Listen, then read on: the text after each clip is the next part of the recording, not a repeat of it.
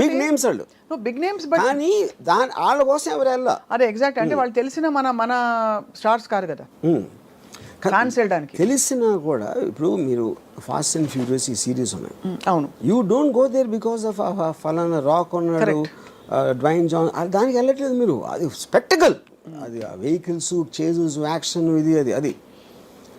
So అప్పుడు ఏంటి, మీకు తెలిసిన యాక్టర్ ఉండొచ్చు కానీ వాడి కోసం సినిమాకి వెళ్ళటం మానేశారు హాలీవుడ్లో. అది నేను చెప్పేది. You know, so true, yes.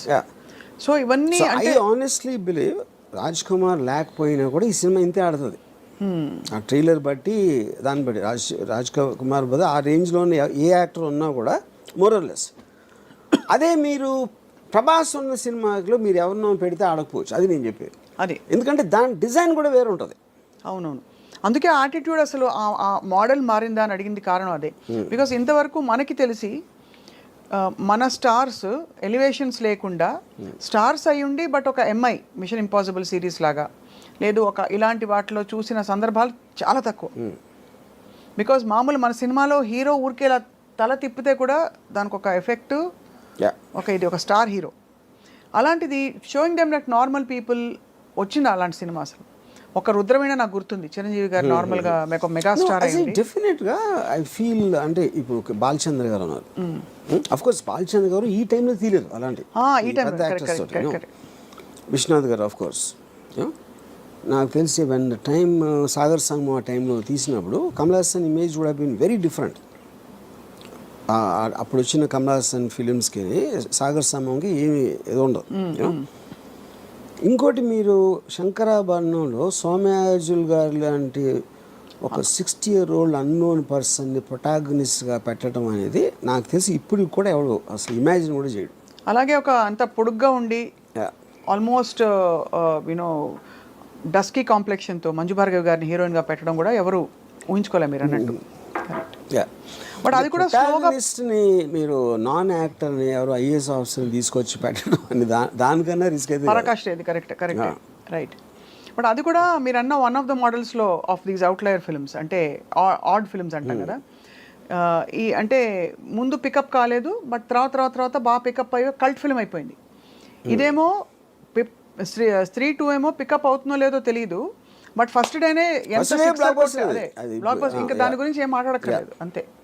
అంటే అలా ఉంది దాని మీరు చెప్తున్న కనెక్షన్. ఇంకోటి ఏమైంది, నిన్న దాంతో రిలీజ్ అయిన అక్షయ్ కుమార్ సినిమాకి 5 కోట్లు వచ్చాయి. 54 కోట్లు రాజ్ కుమార్ సినిమాకి వస్తే 5 కోట్లు అక్షయ్ కుమార్ సినిమాకి వచ్చింది. 5.5 కోట్లు అంతా జాన్ అబ్రహం సినిమాకి వచ్చింది అదే రోజు. మరి తీసేవాళ్ళు ఇప్పుడు నెక్స్ట్ ఎవరైనా హీరో రెమ్యూనరేషన్ ఒక సిరీస్ ఆఫ్ ఫ్లాప్స్ తర్వాత తగ్గించుకునే సందర్భాలు ఉండుంటాయి ఆర్జీవి గారు? చేస్తారు. That happens? Yeah, it happens. When the market is not doing it. Yeah. ఎందుకంటే అప్పుడు ఏం చేస్తారంటే ఇప్పుడు ఇంత ఇస్తామండి సినిమా హిట్ అయితే అంత ఇస్తామని ఇలాంటి కొన్ని డీల్స్ పెట్టుకుంటారు. కొంచెం అదే క్లాజులు వస్తాయి. బ్యాక్ ఎండ్ అలాంటి. The reason I asked that is because majority of this major expenses that we are talking about, ఇప్పుడు మొన్న కల్కి వచ్చింది, it was actually a feast. వినడానికి ఒక అమితాబ్ బచ్చన్ గారు, ఒక సో అండ్ సో ప్రభాస్ ఉంటే అసలు చూడొచ్చా అని, దీపిక ఇంకోవైపు. బట్ ఆ సినిమాలో ఈ స్టార్ దీనికి రెమ్యూనరేషన్స్ చాలా అయి ఉంటాయి కదా. ఇప్పుడు అలాంటి సినిమా తీసి ఒక బ్యూటిఫుల్ అటెంప్ట్ అని మంచి పేరు తెచ్చుకుని, బట్ రిటర్న్ ఆన్ ఇన్వెస్ట్మెంట్ చూసుకుంటే 500 కోట్లకి 100-50 ఎక్కువ రావడం బెటరా, లేదు ఇలాంటి ఒక కొత్త స్కూల్ ఆఫ్ థాట్ బయలుదేరి న్యూట్రలైజ్ చేసే ఎఫెక్ట్ బెటర్ అంటారా? ఇక్కడ ఒక డేంజర్ ఏంటంటే, అంటే అది డేంజర్ అనొచ్చు కాదు కూడా, డేంజర్ ఏంటంటే మీకు సంవత్సరానికి 150 సినిమాల్లో రేంజ్ వైజ్గా చిన్న సినిమాలు అని చెప్పుకునే 90% ఉంటాయి, దాంట్లో 90% ఫెయిల్ అవుతాయి. సో ఆ 10%లో మీ సినిమా ఉంటుందా అని తెలియదు కదా మీకు. అవును, but economy will run like that. అంతే, అది that is a fail safe.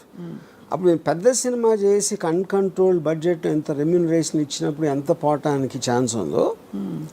ఇప్పుడంటే ఇప్పుడు నేను పేరు చెప్పండి, ఒక సినిమా మీరు 400 కోట్లు తీసారనుకోండి, దాంట్లో మీకు 200 crores నష్టం వచ్చింది అనుకోండి. ఇప్పుడు మీరు దీని బేసిస్లో 10 కోట్లు 15 కోట్లు సినిమా తీస్తే ఎంత పోయినా కూడా మీకు 10-15 పోతుంది, ఇక్కడలాగా 200 పోదు. అంతే కదా. అంతే, రిస్క్ ఇస్ లెస్ అంటే.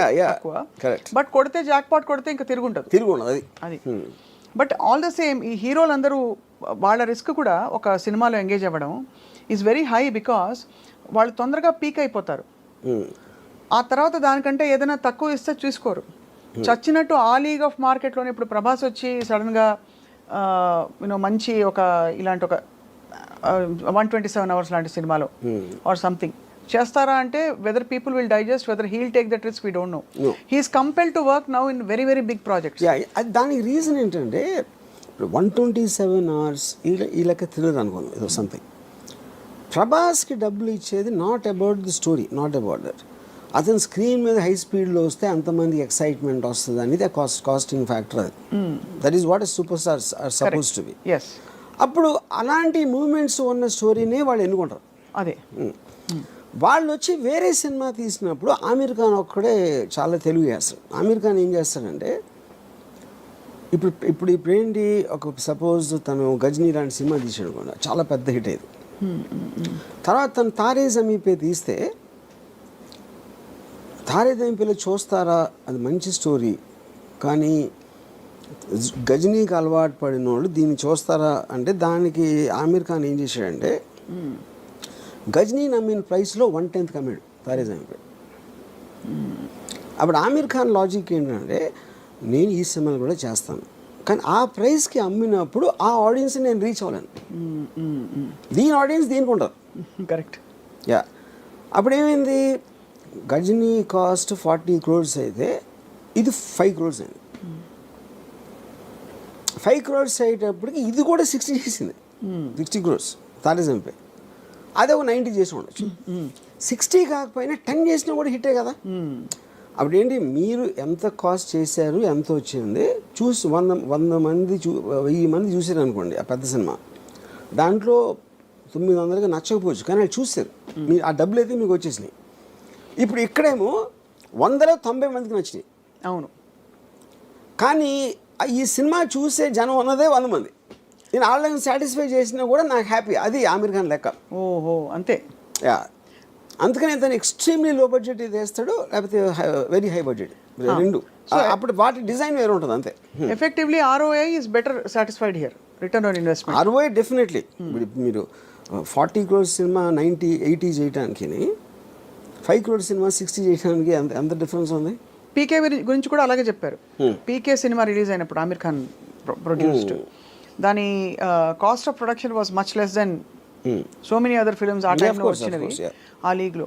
సో బట్ ఇవన్నీ ఏంటంటే ఈ యాజ్ అన్ అనాలిసిస్ ఇదంతా హాలీవుడ్ స్టార్స్. ఇప్పుడు ఫర్ ఎగ్జాంపుల్ టామ్ హ్యాంక్స్ ఉన్నాడు, హీల్ డూ కాస్ట్ అవే, ఒకే యాక్టర్ మొత్తం ఐలాండ్లో ఒకడే ఉంటాడు. He'll do a very big budget of some other film. వాళ్ళు ఏంటంటే వాళ్ళంతా స్టూడియోస్ కంట్రోల్ చేస్తాయి, బయర్స్ ఉండవు. ఈ బయర్స్ మీడియేషన్ లెవెల్లో ప్రైసెస్ అనేది ఇది అయిపోతుంది. అప్పుడు PVR జానేతు జానేనా సినిమా, అదే ఒక 5 కోట్ల సినిమా, ఆమీర్ ఖాన్ మేనరుడు, ఆమీర్ ఖాన్ ప్రొడ్యూస్ చేశాడు. చాలా ఆమీర్ ఖాన్ ఏం చేశాడు, అది